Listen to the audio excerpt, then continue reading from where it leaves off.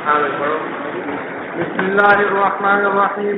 باب النهر قبل الحلق في الحجر. بالسند المتصل منا الى الامام الهمام حافظ الحجة امير المؤمنين في الحديث ابي عبد الله محمد بن اسماعيل البخاري رحمه الله ومتعنا بعلومه وقيوده وبركاته امين. قال حدثنا معمول قال حدثنا عبد الرزاق قال اخبرنا معمر عن الزهري عن عروة عن المسور رضي الله تعالى عنه وعنهم ان رسول الله صلى الله عليه وسلم نهر قبل ان يحلق وامر اصحابه بذلك. وفي قال حدثنا محمد بن عبد الرحيم قال اخبرنا ابو بدر الشجاع بن الوليد عن عمر بن محمد بن عمري قال وحدثنا بهم ان عبد الله وسالما كلم عبد الله بن عمر قال خرجنا مع النبي صلى الله عليه وسلم معتمرين فعل كفار قريش دون البيت فنهر رسول الله صلى الله عليه وسلم بدنه وعلى راسه. باب من قال ليس على المحتر بدل. وقال روح عن شبل عن ابن ابي نجيح عن مجاهد عن ابن عباس رضي الله تعالى عنه وعنه انما البدل على من نقص حجه بالتلذذ واما من حبسه عذر او غير ذلك فانه يحل ولا يرجع وان كان معه حج وهو محتر نهره وان كان لا يستطيع ان يباس به وان استطاع ان يباس به لم يحل حتى يبلغ الحج محله. وقال مالك وغيره ينهر هديه ويهلك في أي موضع كان ولا قضاء عليه لأن النبي صلى الله عليه وسلم وأصحابه بالحديبية نهروا هلكوا وهلوا من كل شيء قبل الطواف وقبل أن يصل الحج إلى البيت ثم لم يذكر أن النبي صلى الله عليه وسلم أمر أحدا أن يقضي شيئا ولا يعود له والحديبية خارج من الحرم. وبه قال حدثنا إسماعيل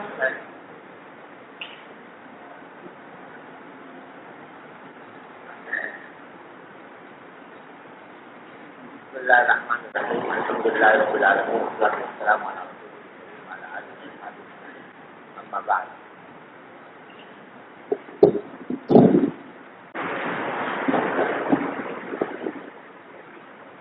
یہاں سے احساس کے مسائل شروع کر رہے ہیں. احساس یہ تو آپ جانتے ہیں کہ جب کوئی شخص حج یا عمرے کا احرام باندھ کر نکلے اور پھر کوئی ایسی رکاوٹ پیش آ جائے جس کی وجہ سے وہ حرم تک نہ پہنچ سکے تو اس کو احساس کہتے ہیں. اس صورت میں قرآن شریف میں یہ فرمایا گیا وہ اب تم صحیح طرح میں حج کہ اگر کسی کو احساس لاحق ہو جائے تو اس کے ذمہ واجب ہے کہ کوئی حج قربان کرے. حج قربان کر کے حلال ہو سکتا ہے. اب اس احساس کے مسئلے میں کئی مسائل میں حنفیہ اور شافعیہ کا اختلاف ہے.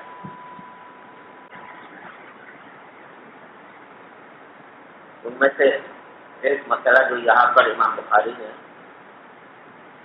پہلے ذکر کیا ہے ترجمہ الباب میں وہ یہ ہے کہ حنفیہ کے نزدیک اگر جب سے نفلی حج یا نفلی عمرے کا احرام باندھنا حج نفلی تھا یا عمرہ نفلی تھا اور احسان متاثر ہو گیا اور تو دشمن نے روک دیا آگے بڑھنے سے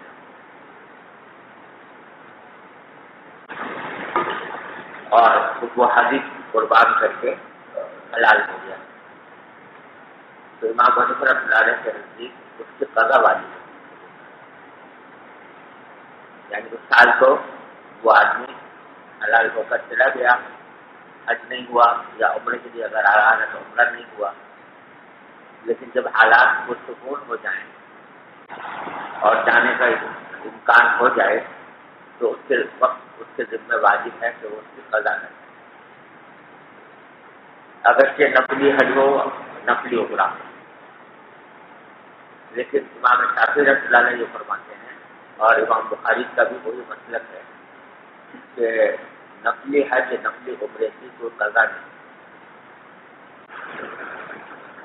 اور یہ اصولی اختلاف آپ شروع سے دیکھتے چلے آ رہے ہیں کہ حنفیہ کے نزدیک نفل جو ہوتا ہے وہ اگرچہ جب تک شروع نہیں کیا اس وقت تک تو نفل ہے, لیکن جب شروع کر دے تو اس کے بعد پھر اس کو پورا کرنا واجب ہو جاتا ہے.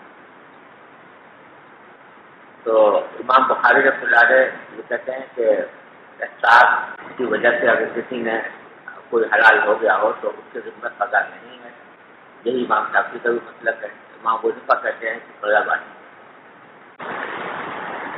تو امام ابو حنیفہ رحمۃ اللہ علیہ کی دلیل یہ ہے، اول تو وہ اصولی دلیل ہے جو ہر نفل کے بارے میں امام ابو حنیفہ کا استدلال ہے کہ لا تبطلوا اعمالکم، اور دوسرے خاص طور پر حج اور عمرے کے بارے میں حدیث ہے اتم الحج والعمرۃ للہ، کہ تم حج کو بھی اور عمرے کو بھی اللہ کے لیے پورا کرو. پورا کرنے کا معنی یہ ہے کہ جب شروع کر چکے ہو تو پورا کرنا ضروری ہے، تو واجب ہو جاتا ہے. اور تیسری دلیل یہ ہے کہ حدیبیہ کے موقع پر نبی کریم صلی اللہ علیہ وسلم کو روکا گیا عمرہ کرنے سے. آپ حلال ہوئے حج قربان کر کے، پھر اگلے سال آپ نے اس کی قضا فرمائی جس کو عمرۃ القضا ہی کہا جاتا ہے. اور پھر اتنا ہی نہیں کہ قضا کی، بلکہ ساتھ میں آپ نے یہ اعلان بھی فرمایا تھا کہ جو لوگ حدیبیہ کے سفر میں ہمارے ساتھ تھے وہ عمرۃ القضا کے سفر میں بھی ہمارے ساتھ چلیں گے. تو گویا سارے صحابہ کرام کو جو حدیبیہ کے موقع پر حلال ہوئے تھے آپ نے قضا کا حکم دیا. تو ان تین دلائل کی وجہ سے امام ابو حنیفہ کہتے ہیں کہ قضا واجب. امام بخاری جو ہیں وہ کہتے ہیں کہ باب من قال لیس علی المفتری بدل، کہ یہ باب ہے ان لوگوں کے استدلال کے بیان میں جو یہ کہتے ہیں کہ مفتر پر بدل نہیں ہے، بدل سے مراد قضا. اور آگے تو اس کے اوپر دلیل پیش کرتے ہیں کہ قال روثن عن جبل عن ابن ابي نجيح عن مجاهد عن ابن عباس رضي الله تعالى عنهما انما البدل على من نقض حجه بالتردد. عبداللہ بن عباس سے یہ قول نقل کیا کہ بدل یعنی قضا اس شخص کے اوپر آتی ہے جس نے کہ اپنے حج کو توڑا ہو تلذذ کے لیے، لذت حاصل کرنے کے لیے. جیسے کوئی اپنی بیوی کے ساتھ جا رہا ہو اور حالت احرام میں جمع کر لے تو حج تو فوت ہو گیا، اب اس کے ذمہ قضا واجب ہے کہ وہ اگلے سال قضا کرے. لیکن جس نے تلذذ کی وجہ سے نہیں کیا بلکہ عذر کی وجہ سے کیا، تو دشمن نے روک دیا تھا مثلا، تو اس صورت میں اس کے ذمہ قضا واجب نہیں ہے. یہ عبداللہ بن عباس کا قول ہے. اور حنفیہ کہتے ہیں کہ عبداللہ بن عباس کا اپنا اجتہاد ہے، اپنا مسلک ہے، لیکن آیات کریمہ سے اور نبی کریم صلی اللہ علیہ وسلم کے عمل سے اس کے خلاف ثابت ہوتا ہے. فأما من حبسه أو عذر أو غير ذلك فإنه يحل ولا يرجع. جس سب کو عذر نے روک دیا ہو یا کوئی اور بات ہو تو حلال ہو جائے گا اور پھر واپس نہیں آئے گا. وإن كان معه حج وهو محصر نحره. اور دوسرا اختلاف اب آگے یہاں بیان کر رہے ہیں. دوسرا اختلافی مسئلہ یہ ہے کہ احسار کے بارے میں قرآن کریم نے یہ تو فرمایا ہے لیکن اگر احسار متعلق ہو جائے تو حدی کا قربان کرنا واجب ہے. اب امام ابو حنیفہ رحمۃ اللہ سے یہ فرماتے ہیں کہ حدی کا قربان کرنا واجب ہے. اس کے معنی یہ ہے کہ حدی کو حرم میں حدود حرم میں قربان کرنا ہوگا. جس جگہ احسار متعلق ہوا ہے جہاں آدمی رک گیا ہے وہاں نہیں کرے گا حج قربان، بلکہ کہاں کرے گا؟ ہر حدود حرم میں.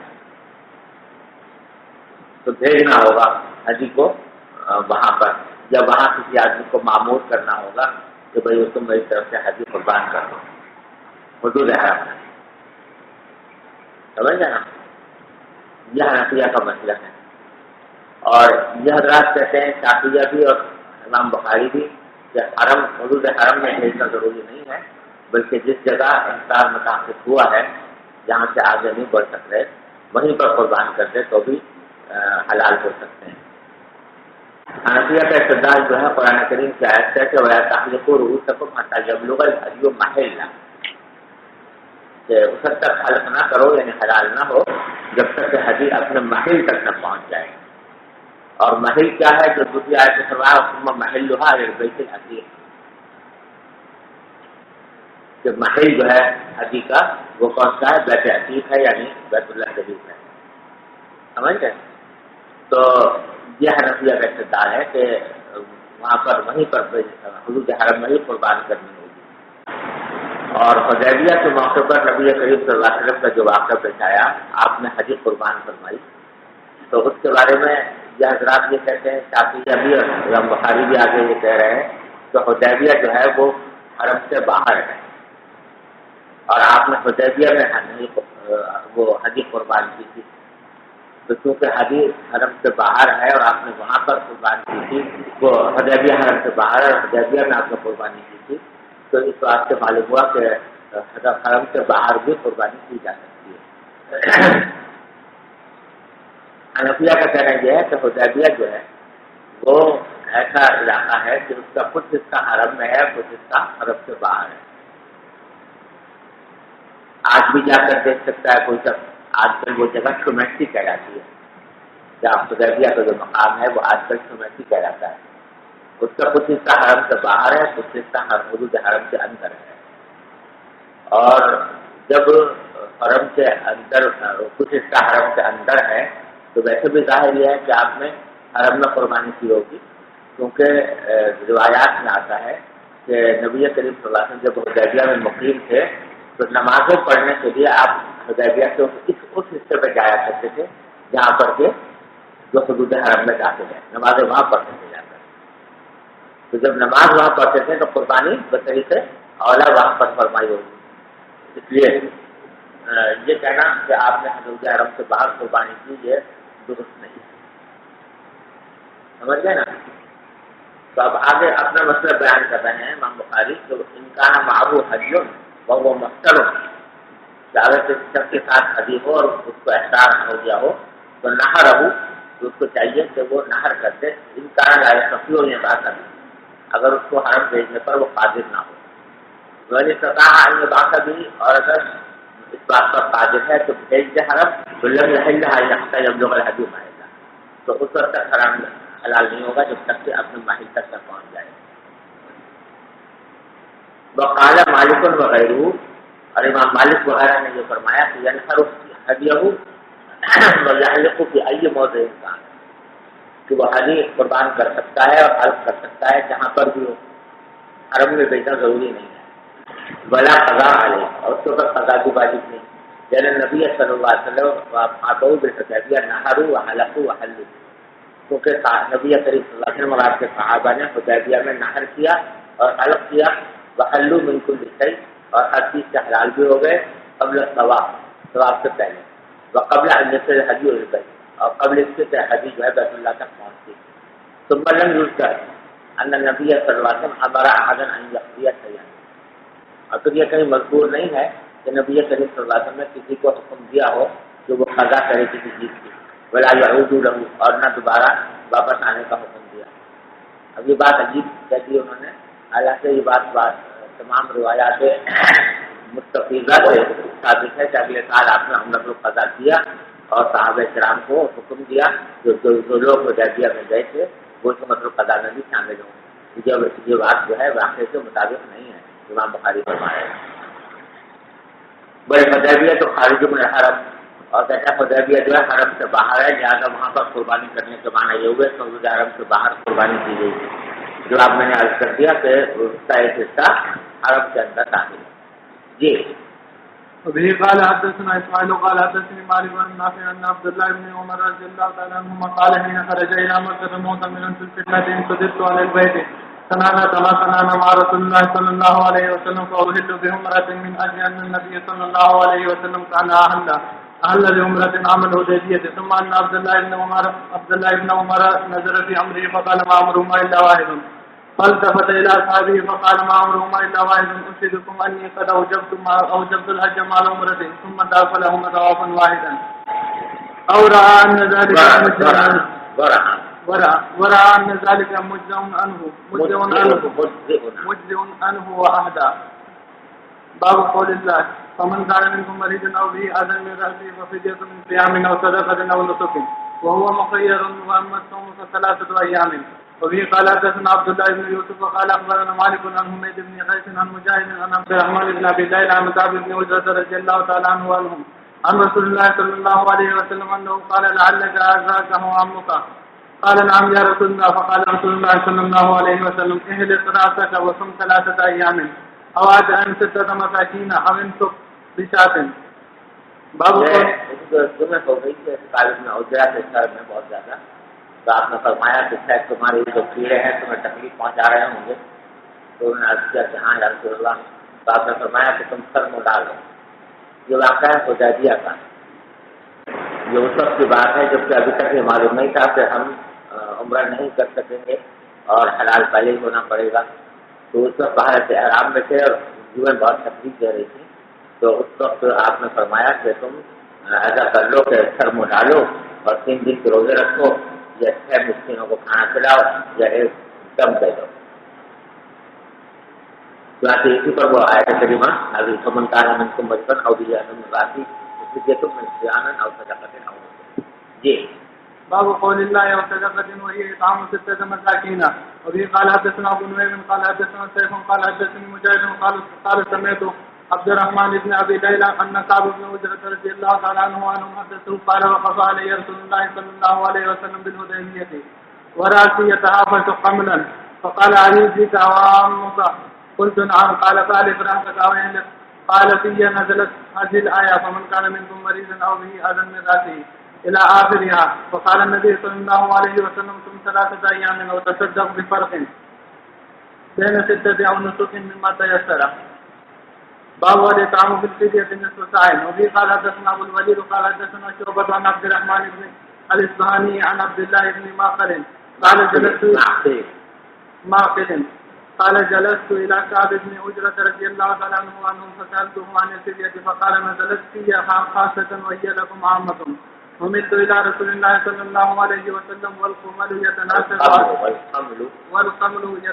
على وجهي فقال ما كنت أرى الوجع بلغ بك ما أرى أو ما كنت أرى الجهد بلغ بك ما أرى تجد मेरा ख्याल नहीं था, ना कुछ उरा मेरा गुमान नहीं था कि तकलीफ तुमको पहुंच गई है इस हद तक जो मैं देख रहा हूँ जी। बलग बिकमा अरा तजिद शातन फकुल्तु ला قال बसम 3 अय्याम नवातही 6 मसाकीन लिकुल मिस्कीन निस्फ साइन। बिस्मिल्लाहिर रहमानिर रहीम।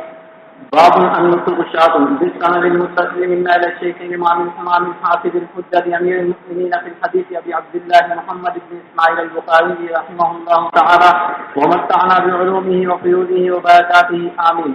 قال حدثنا إسحاق قال أخبرنا يوسف قال حدثنا شد عن ابن أبي نجيح عن مجاهد قال حدثني عبد الرحمن بن أبي ليلى عن كعب بن عجرة رضي الله تعالى عنه وعنهم أن رسول الله صلى الله تعالى عليه وسلم رآه وأنه يسقط على وجهه فقال أيوبك حرامك؟ قال نعم. فأمره أن يحلق وهو بالحديبية ولم يتبين لهم أنهم يحلون بها وهم على طمع أن يدخلوا مكة فأنزل الله الفدية. فأمره رسول الله صلى الله تعالى عليه وسلم أن يطعم فرقا بين 6 أو يهدي شاة أو يصوم 3 أيام. وعن محمد بن يوسف قال حدثنا بلقاء عن ابن أبي نجيح عن مجاهد عن ابن أبي نجيح عن مجاهد قال حدثني عبد الرحمن بن أبي ليلى عن كعب بن عجرة رضي الله تعالى عنه وعنهم أن رسول الله صلى الله تعالى عليه وسلم رآه وقمله يسقط على وجهه مثله. باب قول الله عز وجل فلا يخف. به قال حدثنا سليمان بن حرب قال حدثنا شعبة عن منصور قال سمعت أبا حازم عن أبي هريرة رضي الله تعالى عنه وعنهم قال قال رسول الله صلى الله تعالى عليه وسلم من حج هذا البيت فلم يرفث ولم يفسق رجع كما ولدته أمه. باب قول الله ولا فسوق ولا جدال في الحج. وبه قال حدثنا محمد بن يوسف قال حدثنا سفيان عن منصور عن أبي حازم عن أبي هريرة رضي الله تعالى عنه وعنهم قال النبي صلى الله تعالى عليه وسلم من حج هذا البيت فلم يرفث ولم يفسق رجع كيوم ولدته أمه. بسم الله الرحمن الرحيم.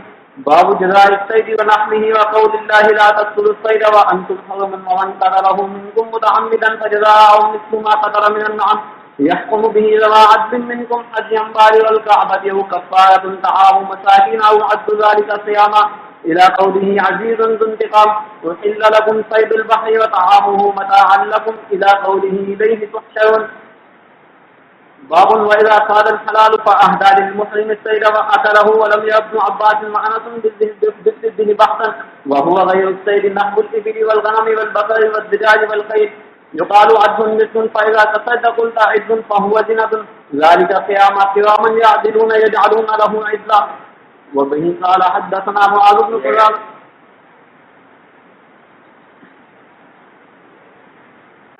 یہ مسئلہ یہاں پر جزاء الصید کا ہے. حالت احرام میں کسی شخص کے لیے شکار کرنا جائز نہیں ہے. خشکی کا شکار، سمندر کا شکار تو جائز ہے. ابھی لکم صید البحر وطعامہ، لیکن جو خشکی کا شکار ہے وہ حالت احرام میں کسی کے لیے حلال نہیں. یہ بات تو مجمع علیہ ہے اور قرآن کریم میں وضاحت کے ساتھ موجود ہے. لیکن سوال یہ ہے کہ اگر شکار کیا ہو کسی ایسے شخص نے جو حالت احرام میں نہیں ہے، حلال ہے، اس کے لیے شکار حلال تھا، تو آیا اس سے کیا ہوا شکار کسی محرم کے لیے کھانا جائز ہے یا نہیں؟ اس میں فقہاء کرام کا اختلاف. امام ابو حنیفہ رحمۃ اللہ علیہ کا مسلک تو یہ ہے کہ اگر محرم نے خود شکار نہیں کیا اور نہ اس نے کسی شکار کا پتہ بتایا کسی دوسرے کو، نہ اس شکار میں کوئی اعانت کی، نہ اس کی طرف اشارہ کیا، بلکہ جو حلال آدمی تھا اس نے خود ہی اپنے طور پر شکار کر دیا، اور شکار کرنے کے بعد پھر اس نے وہ ہدیے کے طور پر کسی محرم کو دے دیا، تو پھر محرم کے لیے جائز ہے کہ اس کو کھا لیں. سمجھے نا؟ جبکہ نہ اس نے خود شکار کیا، نہ اعانت کی، نہ دلالت کی، نہ اشارہ کیا. امام شافعی رحمۃ اللہ علیہ اس کے اوپر ایک اور شرط کا اضافہ کرتے ہیں. وہ فرماتے ہیں کہ اگر اس نے محرم نے نہ تو اعانت کی تھی، نہ دلالت کی تھی، نہ اشارہ کیا تھا، لیکن جو شخص شکار کر رہا ہے اس کے دل میں شکار کرتے وقت ہی یہ نیت ہو کہ میں اس کو کسی محرم کو کھلاؤں گا، تو اس نیت کی وجہ سے بھی وہ شکار محرم کے لیے حرام ہو جائے گا. اگرچہ محرم نے کوئی مدد نہیں کی، شکار کرنے میں کوئی حصہ نہیں لیا، لیکن شکار کرنے والے کے دل میں یہ ارادہ تھا، نیت تھی کہ میں یہ محرم کو کھلاؤں گا، تب بھی وہ اس کے لیے حرام ہو جائے گا. حلال ہونے کی صورت یہی ہے کہ جو حلال شخص تھا اس نے خود اپنے طور پر شکار کیا، اپنے ہی لیے شکار کیا، اور محرم نے کوئی مدد بھی نہیں کی اور اس کے دل میں نیت بھی نہیں تھی محرم کو کھلانے. پھر وہ کوئی ہدیہ دے دے محرم کو تو پھر جائز ہو جائے گا. یہ امام شافعی کا مطلب ہے. سمجھ گئے؟ اور امام اسحاق رحمۃ اللہ علیہ کا مسلک یہ ہے کہ اس صورت میں بھی حلال نہیں ہوگا. یعنی ان کے لیے بالکل بھی جائز نہیں ہے کہ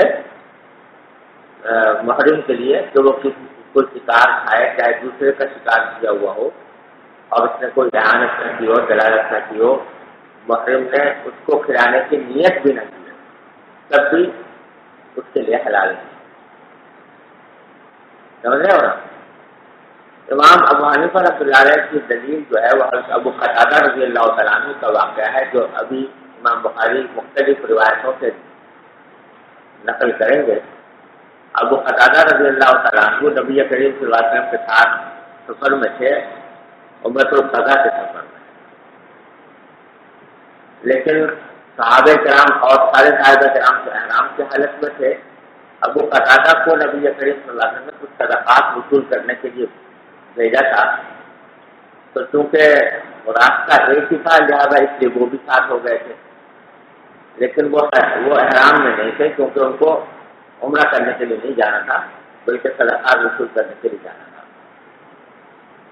تو جب ابو قتادہ حالت احرام میں نہیں تھے، حلال تھے، تو انہوں نے حمار وحشی کو دیکھا تو انہوں نے چاہا کہ میں اس کو شکار کروں کیونکہ یہ احرام میں نہیں تھے. تو اس پر کوئی چیز تھی نہیں ان کے پاس شکار کرنے کے لیے، تو انہوں نے صحابہ کرام سے مانگا کہ کوئی نیزہ دے دو. صحابہ کرام نے نیزہ دینے سے انکار کیا، اور پھر انہوں نے مانگا کہ کوئی مجھے کوڑا دے دو، کوڑا بھی دینے سے انکار کیا. تو جس سے صحابہ حالت احرام میں تھے انہوں نے کہا کہ ہم کچھ نہیں دے سکتے، کچھ نہیں دیا.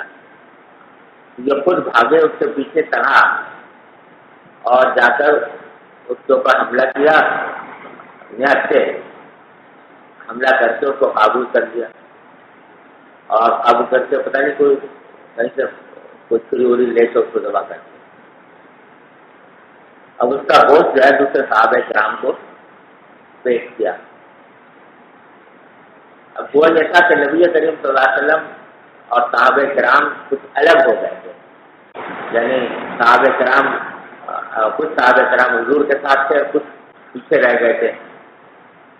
تو جن صحابہ کرام کو ابو قتادہ نے یہ گوشت پیش کیا ان میں سے بعض نے تو کہا کہ ٹھیک ہے ہم نے تو شکار نہیں کیا، شکار انہوں نے کیا ہے، لہٰذا بعض نے کھانے کا ارادہ کیا، لیکن اکثر حضرات نے یہ کہا کہ ہم تو جب تک حضور سے پوچھ نہیں لیں گے تو شک نہیں کھائیں گے.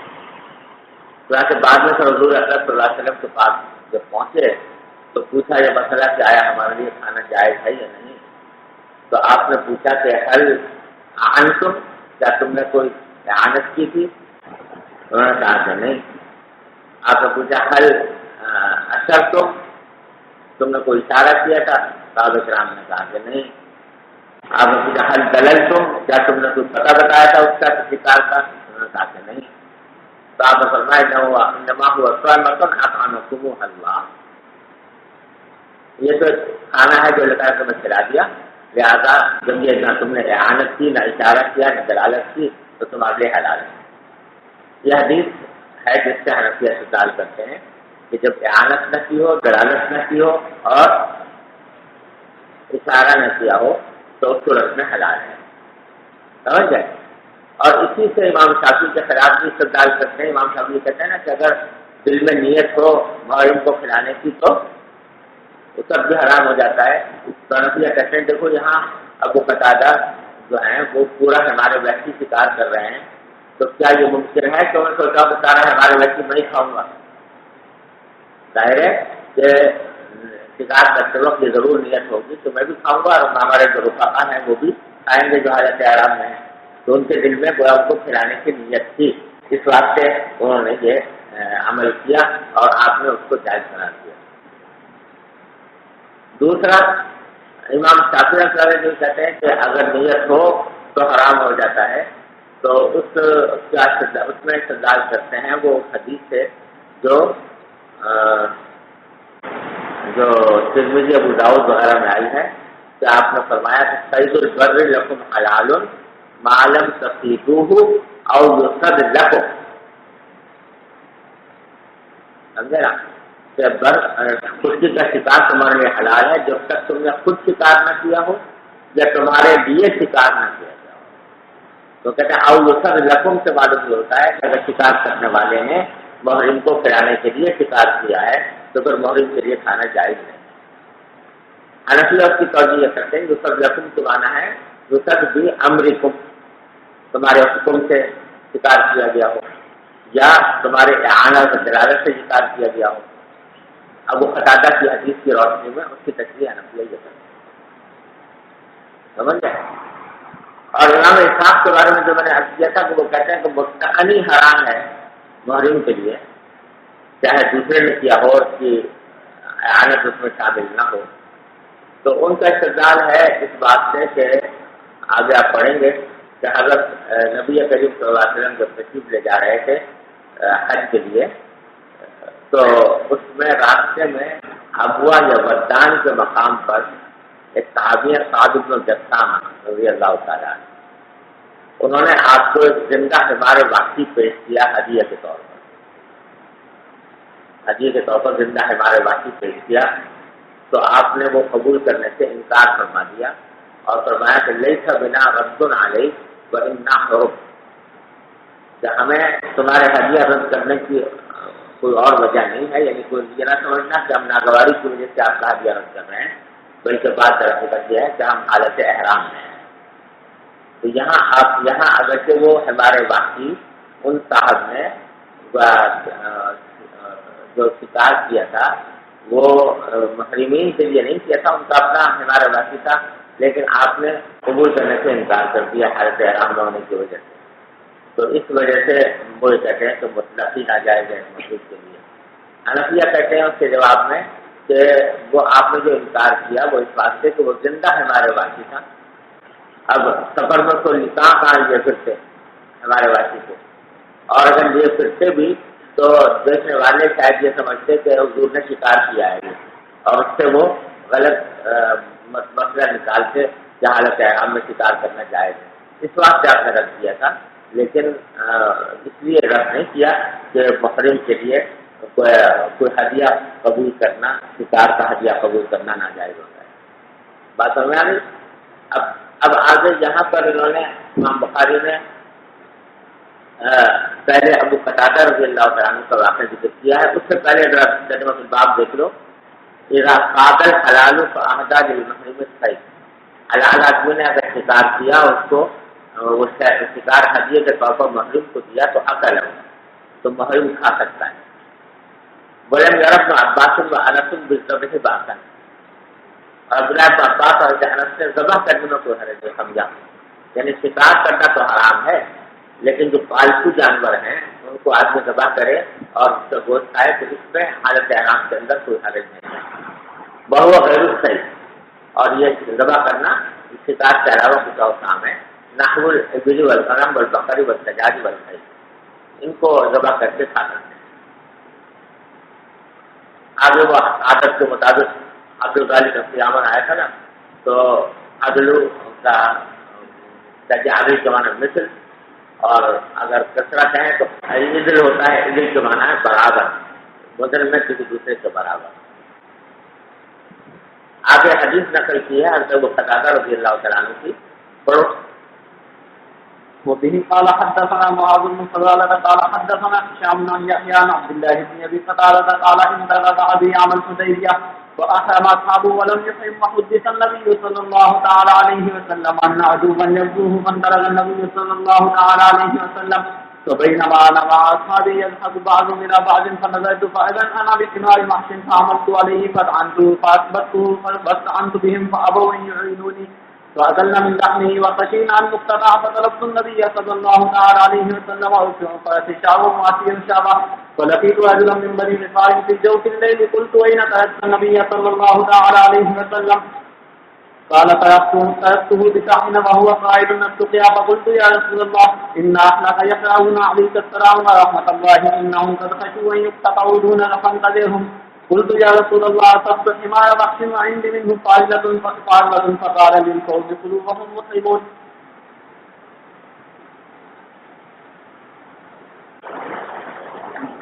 باب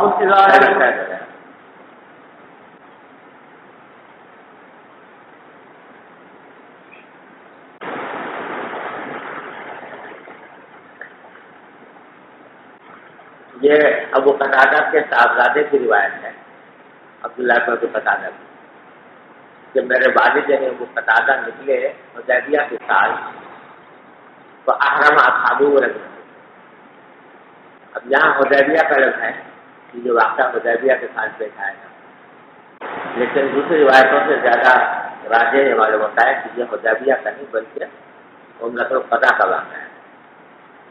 تو احرم اصحابہ ورجل، ابو قتادہ کے رفقا جو ہیں وہ تو حالت احرام میں تھے، انہوں نے احرام نہیں باندھا ہوا تھا،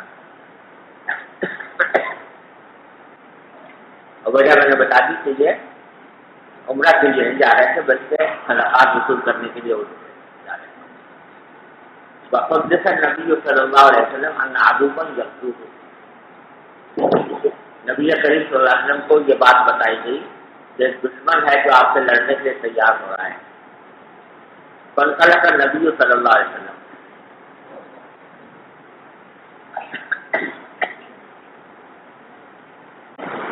تو حضور اکرم صلی اللہ علیہ وسلم اس طرف چلے گئے، یعنی دشمن کا مقابلہ کرنے کے لیے.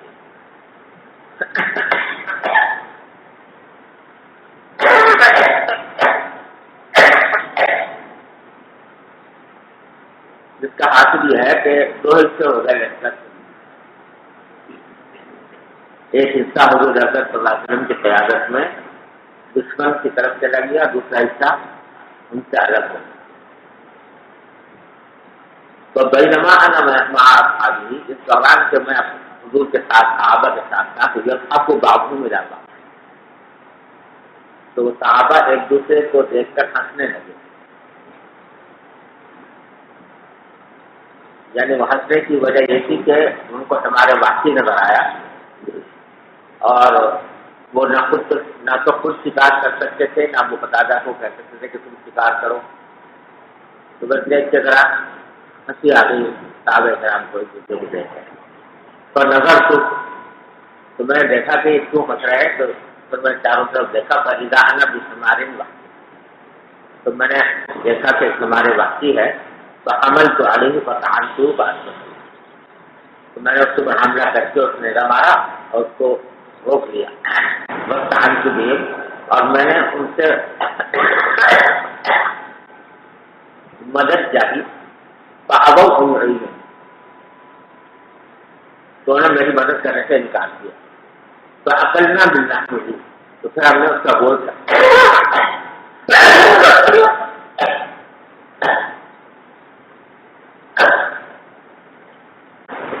کھایا. وہ خشینہ نقطہ، ہمیں اس بات کا ڈر ہوا کہ ہم حضور سے کٹ نہ جائیں. حضور کسی اور طرف سے، ہم کسی اور طرف سے، تو کہیں ایسا نہ ہو کہ ہم حضور سے کٹ کے رہ جائیں اور آپ کہیں اور ہوں، ہم کہیں اور ہوں. تو طرف تو نبی صلی اللہ علیہ وسلم، تو میں نے حضور کو تلاش کیا، اس جگہ ہے ورفع فرسی شعوت و اسیر الشعوت. میں اس طرح تلاش کر رہا تھا کہ اپنے گھوڑے کو کچھ دور تک تو تیز چلاتا تھا اور کچھ دور تک معمولی رفتار سے چلتا تھا. شعو کہتے ہیں غایت کو، کسی خاص غایت تک، ایک حد تک. میں اٹھاتا تھا اپنے فرس کو، یعنی تیز چلاتا تھا اور کچھ دور تک میں آہستہ چلتا تھا. فلقیت رجلا من بنی غفار فی جوف اللیل، رات کے کسی حصے میں بنو غفار کے ایک شخص سے میری ملاقات ہوئی. قلت، میں نے اس سے پوچھا کہ اینا ترکت نبی صلی اللہ علیہ وسلم، کہ تم نے رسول اللہ صلی اللہ علیہ وسلم کو کہاں چھوڑا، یعنی کہاں پایا تھا آخری بار. قال ترکته بالتعظیم، تو اس نے کہا کہ میں آپ کو تعظیم کے مقام پر چھوڑ کر آیا. بہو قائل السقیا، اس حالت میں چھوڑ کر آیا تھا کہ آپ قیلولہ فرما رہے ہیں. السقیا سقیا کے مقام پر. تعظیم بڑا علاقہ ہے اور سقیا اس کا چھوٹا علاقہ ہے، وہاں پر آپ قیلولہ فرما رہے ہیں. اب بیچ میں جملہ حرف ہو گیا. جب پھر میں گیا وہاں پر اسی جگہ پر جہاں حضور تھے. فقلت یا رسول اللہ، میں نے وہاں جا کر رکھ دیا کہ رسول اللہ ان اہلک یقرؤون علیک السلام ورحمۃ اللہ، آپ کے صحابہ آپ کو سلام کہتے ہیں. انہم قد خشوا ان یقطعوا دونک، انہوں نے اندیشہ ہے کہ کہیں وہ آپ سے کٹ کر نہ رہ جائیں. فانتظرہم، لہٰذا آپ ان کا انتظار کر دیجیے. قلت یا رسول اللہ اصبت ہمارا وقت وعندی منہ قابلۃ، پھر میں نے بتایا کہ میں نے ایک ہمارے واقعی شکار کیا تھا اور اس کا کچھ بچا ہوا حصہ میرے پاس موجود ہے. تو قال القوم، تو آپ نے لوگوں سے کہا کلو وہم مطلوب، آپ نے کھانے کی اجازت جی. باب إذا المسلمون صيدا فذبحوا فقد الحلال. وبه قال حدثنا سعيد بن ربيع قال حدثنا علي بن المبارك عن يحيى عن عبد الله بن ابي قتادة ان اباه حدثه قال انطلقنا مع النبي صلى الله تعالى عليه وسلم عام الحديبية فأحرم أصحابه ولم تحرم فأنبئنا بعجب بغيرة فترجحنا نحوهم فبقي أصحابي بحمار محس فجعل بعضهم يذهب إلى بعض فنظرت فرحيته فحملت عليه فأطعمته فأثبته فاستعنتهم فأبوا أن يعينوني فأكلنا منه ثم لحقت برسول الله صلى الله تعالى عليه وسلم وخشينا أن يقتطع عرش وفات شعب وأشير عليه شعبه ولقيت رجلا من بني رفاع في جوف الليل فقلت له أين تركت رسول الله صلى الله تعالى عليه وسلم فقال تركته بساحنا وهو قائد السقيا ولحقت برسول الله صلى الله تعالى عليه وسلم حتى أتيته فقلت يا رسول الله إن أصحابك أرسلوا يقرؤون عليك السلام ورحمة الله وإنهم قد خشوا أن يتبعهم العجوب دون فانظرهم فقلت يا رسول الله إنا أثبتنا حمار وقت وإن عندنا من مصاجلة فقال رسول الله صلى الله تعالى عليه وسلم لأصحابه كلوا وهم محرمون. بسم الله الرحمن الرحيم. باب لا يعين المحرم الحلال في قتل الصيد. وبالسند المتصل منا إلى أمير المؤمنين في الحديث أبي عبد الله محمد بن إسماعيل البخاري رحمه الله تعالى متعنا بعلومه وفيوضه وبركاته آمين. قال حدثنا عبد الله بن محمد قال حدثنا سفيان عن ثابت بن كيسان عن ابي محمد سمع ابا قتادة قال كنا مع النبي صلى الله عليه وسلم بالقاهرة من المدينة على ثلاث. قال حدثنا علي بن عبد الله قال حدثنا سفيان عن صالح بن كيسان عن ابي محمد عن ابي قتادة قال كنا مع النبي صلى الله عليه وسلم بالقاهرة من المحرم ومنا غير المحرم فرأيت أصحابي يتراءون شيء فنظرت فإذا حمار وحش يعني وقع صوته فقالوا لا نعينك عليه بشيء إنا محرمون فتناولته فأخذت ثم أتيت الحمار من وراء أسمة فعقرته فأتيت به أصحابي فقال بعضهم كلوا وقال بعضهم لا تقولوا فأتيت به النبي صلى الله عليه وسلم وهو أمامنا فسألته فقال كلوه حلال قال لا عمرو اذهبوا إلى صالح فسألوه عن هذا وغيره وقدم علينا هنا.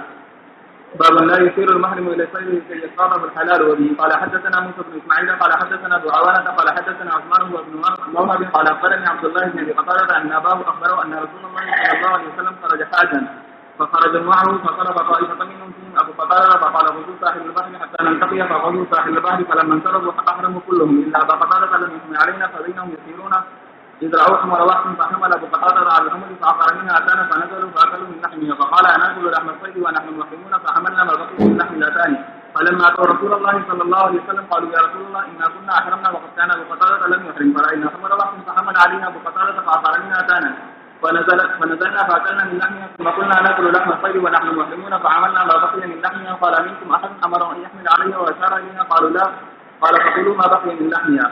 باب إذا أهدى للمحرم حمارا وحشيا حيا لم يقبل. وبه قال حدثنا عبد الله بن يوسف قال أخبرنا مالك عن ابن شهاب عن عبد الله بن عبد الله بن عتبة بن مسعود عن عبد الله بن عباس عن هشام بن الجسامة الليثي أنه دعا لرسول الله صلى الله عليه وسلم حمارا وحشيا وهم بالأباء وبالودانة فرد عليه فلما رأى ما في وجهه قال إنا لم نرد عليه إلا أن حرم. باب ما يقتل المحرم من الدواب.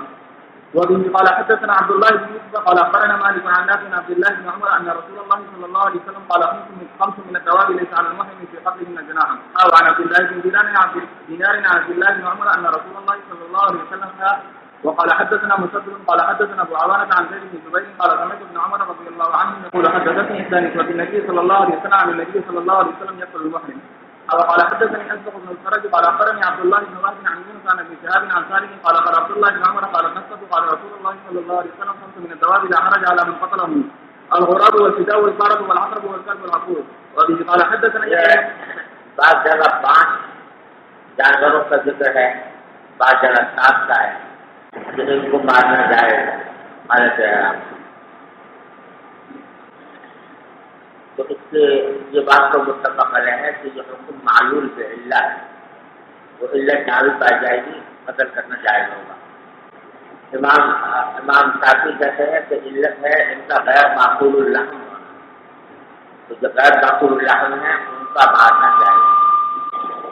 और हनफिया के नज़दीक इल्लत है इब्तिदा बिल अज़ा, यानी ये मूज़ी जानवर है और इंसान को ईज़ा पहुँचाते हैं इब्तिदान. तो जो भी जानवर ऐसा होगा जो इब्तिदा बिल अज़ा करे वो ना जाए, जी वो जाएगा उसका पता. وبه قال حدثنا يحيى بن سليمان قال حدثني ابن وهب قال اخبرني يونس عن ابن شهاب عن عمرو عن عائشة رضي الله عنهم ان رسول الله صلى الله عليه وسلم قال 5 من الدواب كلهن فاسق يقتلن في الحرم الغراب والحجامة والعقرب والفارة والعقرب العقور. یہ غراب سے مراد یہ غراب نہیں ہے ہمارا جو کبا ہے، یہ بیچارہ ایک مسکین ہے، یہ کوئی طرح لگا نہیں کرتا، لیکن ایک غراب ہوتا ہے، غراب ابقا بڑا کبا ہوتا ہے سارا، وہ ہوتا ہے مردار خور، وہ مراد. جی بسم الله الرحمن الرحيم. وبالسند المتصل منا إلى الإمام الهمام الحافظ الحجة أمير المؤمنين في الحديث أبي عبد الله محمد بن إسماعيل البخاري رحمه الله تعالى عليه ومتعنا بعلومه وفيوزه وبركاته آمين.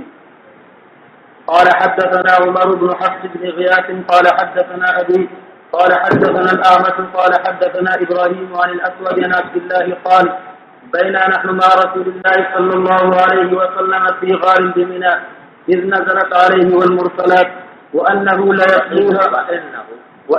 ليتلوها وإني لأتلقاها من فيه وإن فاه لرطب بها إذ وثبت علينا حية فقال النبي صلى الله عليه وسلم اقتلوها فابتدرناها فذهبت فقال النبي صلى الله عليه وسلم بقيت شركم كما بقيتم شرها. قال أبو عبد الله إنما أردنا بهذا أن منا من الحرم وأنهم لم يروا بقتل الحية بأسا. یہ حضرت عبداللہ بن مسعود رضی اللہ عنہ روایت کرتے ہیں کہ اس دوران ہم رسول اللہ صلی اللہ علیہ وسلم کے ساتھ تھے ایک غار میں جو مینا میں واقع تھا. اس وقت آپ پر یہ آیت ہے کہ یہ سورۃ نازل ہوئی بالمرسلات والرحمن وَإِنَّهُ لَيَتْلُوهَا، آپ اس کی تلاوت فرما رہے تھے وَإِنِّي لَأَتَلَقَّاهَا مِنْ فِيهِ، اور میں اس کو سیکھ رہا تھا آپ کے دہان مبارک سے.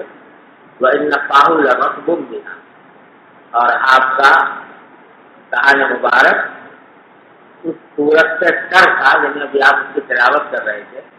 اذ وثبت علینا حیہ، اس میں ایک سانپ ہم پر ٹوٹ پڑا تو نبی کریم صلی اللہ علیہ وسلم نے فرمایا کہ اقتلوها، اس کو قتل کر دو.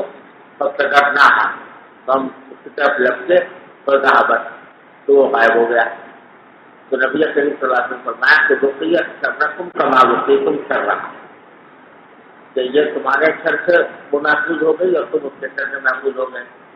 غائب ہو گیا، تم اس کو مارتے تو اس کے لیے شر ہوتا، وہ تمہیں کاٹتا تو تمہارے لیے شر ہوتا، دونوں سے اللہ نے بچا دیا.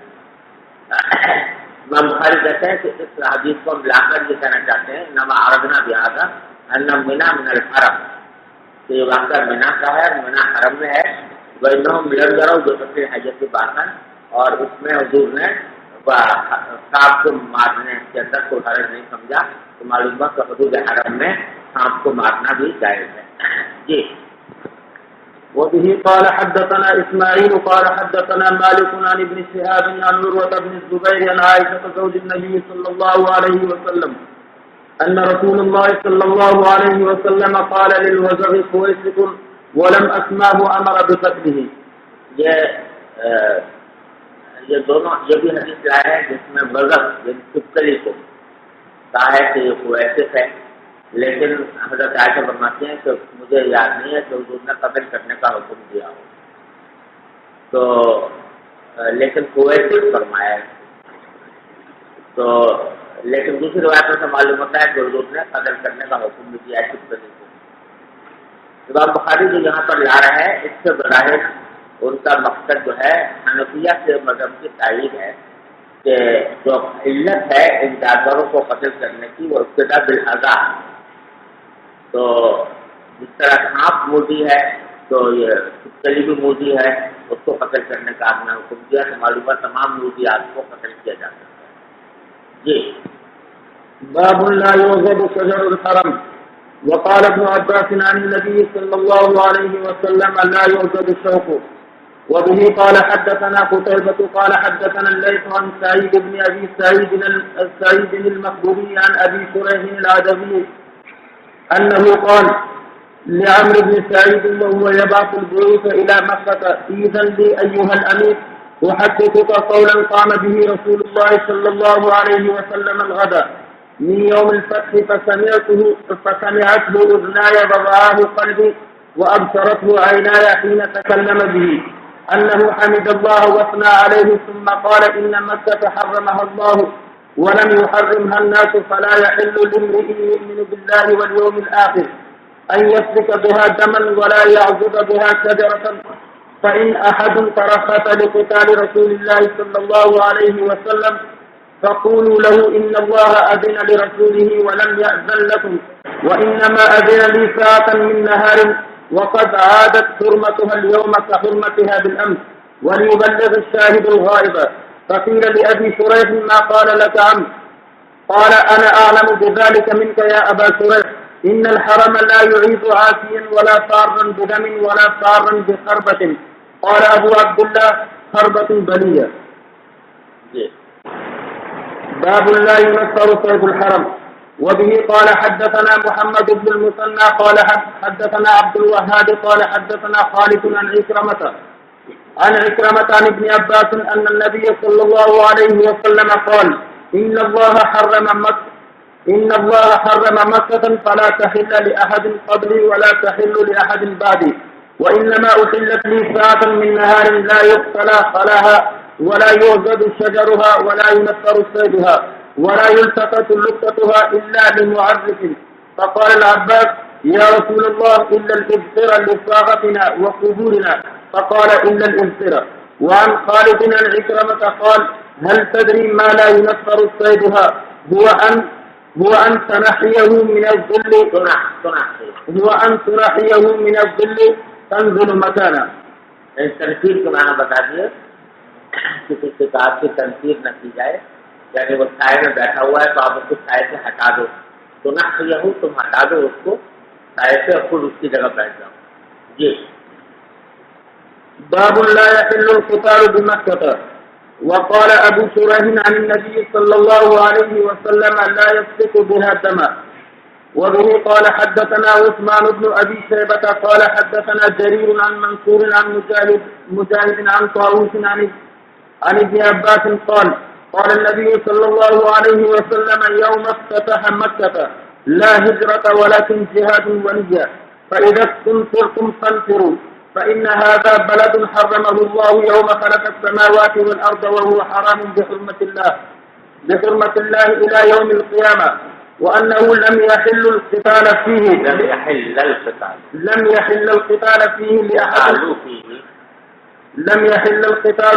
لأحد قبل ولم يحل لي ساعة من نهار إلا ساعة من نهار فهو حرام بحرمة الله إلى يوم القيامة لا يهدد شوكه ولا ينفر صيده ولا يلتقط لقطته إلا من عرفها ولا يقتلى خلاها. قال العباس يا رسول الله إلا الإبصرة فإنه لطينهم ولبيوتهم. قال إلا الإبصرة. بسم الله الرحمن الرحيم. باب الحجامة للمحرم. وقضى ابن عمر رضي الله عنهما ابنه وهو محرم ويتداوى ما لم يكن فيه شيء. बताना यह है कि हालत एहराम में दवा वगैरह खाने में कोई हर्ज नहीं है, हिजामत कराने में भी कोई हर्ज नहीं है, बस इससे के बाल न मूंदे जाएंगे. जी السند المتصل بنا إلى الإمام البخاري رحمه الله متعنا الله بعلومه وبيوته وبركاته آمين. قال حدثنا علي بن عبد الله قال حدثنا سفيان قال لنا عمرو أول شيء سمعت عطاء قال سمعت ابن عباس رضي الله عنهما وعنهم يقول احتجم رسول الله صلى الله عليه وسلم وهو محرم. ثم سمعته يقول حدثني طاووس عن ابن عباس رضي الله عنهما وعنه فقلت لعله سمعه منهما. وبه قال حدثنا خالد بن مخلد قال حدثنا سليمان بن بلال عن علقمة بن أبي علقمة عن عبد الرحمن الأعرج عن ابن بحينة رضي الله تعالى عنهما وعنهم قال احتجم النبي صلى الله عليه وسلم وهو محرم بلحم جمل في وسط رأسه. باب تزويج المحرم. وبه قال حدثنا أبو المغيرة عبد القدوس بن الحجاج قال حدثنا الأوزاعي قال حدثني عطاء بن أبي رباح عن ابن عباس رضي الله عنهما وعنهم أن النبي صلى الله عليه وسلم تزوج ميمونة رضي الله تعالى عنها وهو محرم. ये हुजूर ने حضرت میمونہ سے نکاح کیا حالت احرام میں، یہ بھی عمرۃ القضاء کا واقعہ ہے، اور یہی حنفیہ کی دلیل ہے اس بارے میں کہ حالت احرام میں نکاح ہو سکتا ہے، البتہ جمع نہیں ہو سکتا، تو رخصتی نہیں ہونی چاہیے، لیکن مجرد عقد نکاح میں حالت احرام کے اندر کوئی حرج نہیں ہے، اور یہ حنفیہ کی دلیل ہے۔ حضرت میمونہ کے بارے میں دوسری روایت بعض کتابوں میں آئی ہے، ترمذی وغیرہ میں آپ پڑھیں گے کہ بعض روایتوں میں جاتا ہے کہ آپ نے ان سے جو نکاح کیا وہ حلال ہونے کی حالت میں کیا، حرام ہونے کی حالت میں نہیں کیا، لیکن اصح ما فی الباب حدیث تو یہی ہے جو امام بخاری نے یہاں نکالی ہے، اور اسی پر اتفاق کیا امام بخاری نے، جس سے معلوم ہوتا ہے کہ ان کا مسلک بھی حنفیہ کے مطابق ہے، اور یہ ہو ہی نہیں سکتا کہ آپ نے حالت علت میں کیا ہو، کیونکہ یہ بات طے شدہ ہے تمام روایات میں کہ یہ نکاح قریب کے مقام پر ہو، اور قریب جو ہے مکہ مکرمہ سے 6 میل پہلے ہے، اور جب مدینہ منورہ سے آپ آ رہے تھے عمرہ کرنے کے لیے تو احرام کہاں باندھیں گے؟ ذوالحلیفہ میں، ذوالحلیفہ بہت دور ہے اور قریب بالکل مکے سے قریب ہے، لہٰذا یہ ممکن ہی نہیں ہے کہ حالت احرام میں نہ ہوں آپ اس وقت، حالت احرام میں آپ نے نکاح کیا، یہی حنفیہ کی دلیل ہے۔ شافعیہ کہتے ہیں کہ حالت احرام میں نکاح کرنا بھی جائز نہیں ہے، اور ان کا استدلال عثمان رضی اللہ عنہ کی حدیث ہے، وہ بھی ترمذی میں آپ پڑھیں گے، جس میں آپ نے فرمایا کہ لا ينكح المحرم ولا ينكح، سمجھے نا، محرم نکاح بھی نہیں کرے گا اور نکاح کرائے گا بھی نہیں، تو حنفیہ کہتے ہیں کہ وہ نہی تنزیہ ہے کہ نکاح کرنے کا مطلب ہوتا ہے بعد میں رخصت کرنا، رخصت ہو نہیں سکتی لہٰذا نکاح نہ کرے، دلیل اس کی ہے کہ اسی روایت پر لا ينكح المحرم ولا ينكح ولا يخطب، یخطب بھی آیا ہے، پیغام دینا بھی مطلوب بنا کیا، حالانکہ پیغام دینے کو شافعیہ بھی جائز کہتے ہیں، تو اس سے معلوم ہوا کہ وہ نہیں ہے، تحریم نہیں ہے، اور نبی کریم صلی اللہ علیہ وسلم کا ارشاد جو ہے بالکل کا عمل بالکل واضح ہے کہ حالت احرام میں آپ نے نکاح کیا۔ جی تفصیل اس کی آپ ترمذی میں پڑھیں گے، وہاں پر بہت مفصل بحث ہے۔ جی باب ما ينهى من الطيب للمحرم والمحرمة. وقالت عائشة رضي الله تعالى عنها لا تلبس المحرمة ثوبا ببرس أو زعفران. وبه قال حدثنا عبد الله بن يزيد قال حدثنا الليث قال حدثنا نافع عن عبد الله بن عمر رضي الله عنهما وعنهم قال قام رجل قال يا رسول الله ماذا تأمرنا أن نلبس من الثياب في الإحرام؟ فقال النبي صلى الله عليه وسلم لا تلبسوا القمص ولا السراويلات ولا العمائم ولا البرانس إلا أن يكون أحد ليست له نعلان فليلبس الخفين وليقطع أسفل من الكعبين ولا تلبسوا شيئا مسه زعفران ولا البرس ولا تنتكب المرأة المحرمة ولا تلبس القفازين. تابعاه موسى بن عقبة وإسماعيل بن إبراهيم بن عقبة وجبيرية وابن إسحاق رحمهم الله في النقاب والقفازين. وقال عبيد الله بلا برس وكان يقول ولا تنتكب المحرمة ولا تلبس القفازين. وقال مالك عن نافع عن ابن عمر رضي الله عنهما وعنهم لا تنتخب المحرمة. وتابعه ليث بن أبي سليم رحمه الله. وبه قال حدثنا قتيبة قال حدثنا جرير عن منصور عن الحكم عن سعيد بن جبير عن ابن عباس رضي الله عنهما وعنهم قال وقتت برجل المحرم ناقته فقتلته فأتي به رسول الله صلى الله عليه وسلم فقال اغسلوه وكفنوه ولا تغطوا راسه ولا تقربوه طيبا فإنه يبعث يذله. باب الاغتسال للمحرم. وقال ابن عباس رضي الله عنهما يدخل المحرم الحمام ولم يرى ابن عمر وعائشة رضي الله تعالى عنهم بالحق باسا. وبه قال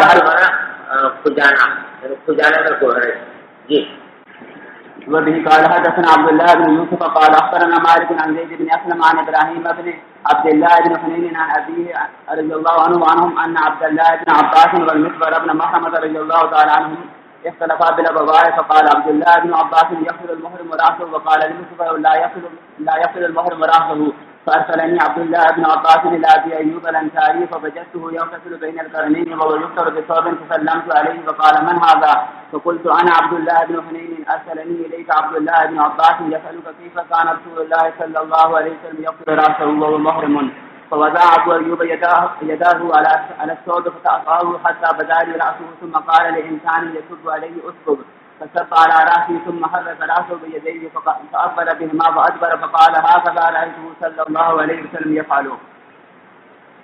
باب لبس الخفين للمحرم إذا لم يجد عليه. وفي قال حدثنا أبو الوليد قال حدثنا شعبة قال أخبرني عمرو بن دينار قال سمعت جابر بن زيد قال سمعت ابن عباس رضي الله عنهما وعنهم قال سمعت النبي صلى الله عليه وسلم يخطب بعرفات من لم يجد النعلين فليلبس الخفين ومن لم يجد أزارا فليلبس السراويل للمحرم. وبه قال حدثنا احمد بن يونس قال حدثنا ابراهيم بن سعد قال حدثنا ابن شهاب عن سالم عن عبد الله رضي الله عنه وعنه قال رسول الله صلى الله عليه وسلم ما يلبس المحرم من الثياب فقال لا يلبس القميص ولا العمائم ولا السراويلات ولا البرنس ولا ثوبا مسه زعفران ولا بصر وإن لم يجد عليه فليلبس الخفين وليقطعهما حتى يكونا أسفل من الكعبين. بسم الله الرحمن الرحيم. باب إذا لم يجد الإزار فليلبس السراويل. بالسند المتصل منا إلى الإمام الهمام الحافظ الحجة أمير المؤمنين في الحديث أبي عبد الله محمد بن إسماعيل بن إبراهيم بن المغيرة بن بردزبة الجوفي البخاري رحمه الله تعالى متعنا الله بعلومه وفيوزه وبركاته آمين. قال حدثنا آدم قال حدثنا شعبة قال حدثنا عمرو بن دينار عن جابر بن زيد عن ابن عباس رضي الله تعالى عنهما وعنه قال خطبنا النبي صلى الله عليه وآله وسلم بعرفات فقال من لم يجد الإزار فليلبس السراويل ومن لم يجد النعلين فليلبس الخفين. یہ جو فرمایا کہ من لم يجد الإزار فليلبس السراويل، اگر کسی کے پاس ازار نہ ہو تو شلوار ہی پہن لے. اس کو تابیہ ظاہر پر معمول کرتے ہیں، یعنی سلی ہوئی شلوار بھی پہن سکتا ہے اگر ازار نہ ہو. لیکن حنفیہ کہتے ہیں کہ مراد اس سے یہ ہے کہ اس کے شلوار کو پھاڑ کر ازار بنا لے، سلا ہوا نہ رہے. جیسے کہ خفین کے بارے میں فرمایا تھا کہ اگر خفین اگر جوتے نہ ملیں تو خفین پہن لے، لیکن خفین کو کاٹ لے. اسی طرح شلوار کے بارے میں جو ہے، کیونکہ یہ بات اخبار مستفیدہ سے ثابت ہے کہ سلا ہوا کپڑا پہننا حالت احرام میں جائز نہیں. اس بات سے اس کی توجیہ یہ کرتے ہیں. جی باب السلاح للمحرم وقال اكرمه اذا خرج العدو ولبس السلاح والصدى ولم يصاب عليه في الفدية. ہتھیار لینے میں کوئی حرج نہیں ہے حالت احرام میں. البتہ اکرمہ کا یہ قول نقل کیا کہ اگر کسی دشمن کا خوف ہو تو وہ ہتھیار پہن سکتا ہے اور فدیہ دے. تو امام بخاری کہتے ہیں لم يصاب عليه في الفدية. اکرمہ کی کسی نے مطابقت نہیں کی اس بارے میں تو فدیہ دینا ہوگا. فدیہ دینے کی ضرورت نہیں ہے ہتھیار پہننے کے لیے. جی وبه قال حدثنا عبيد الله عن إسرائيل عن أبي إسحاق عن البراء رضي الله تعالى عنه وعنه قال اعتمر النبي صلى الله عليه وآله وسلم في الكعبة فأبى أهل مكة أن يدعوه يدخل مكة حتى قال اللهم لا يدخل مكة سلاحا إلا في القراب. یعنی جب جو فیصلہ ہوا تھا حدیبیہ میں کہ اس سال تو عمرہ نہیں کریں گے لیکن اگلے سال آئیں گے، لیکن اس طرح آئیں گے کہ ان کے احتیاط جو ہے اپنے نیام میں ہوں گے. تو مطلب ہے کہ حالت احرام میں آئیں گے مگر وہ ہتھیار پہنے ہوئے ہوں گے نیام کے اندر. جس سے معلوم ہوا کہ احتیاط کرنا جائے گا. بس بھائی جزاک اللہ. آج مجھے سفر میں جانا ہے تو اس لیے السلام علیکم.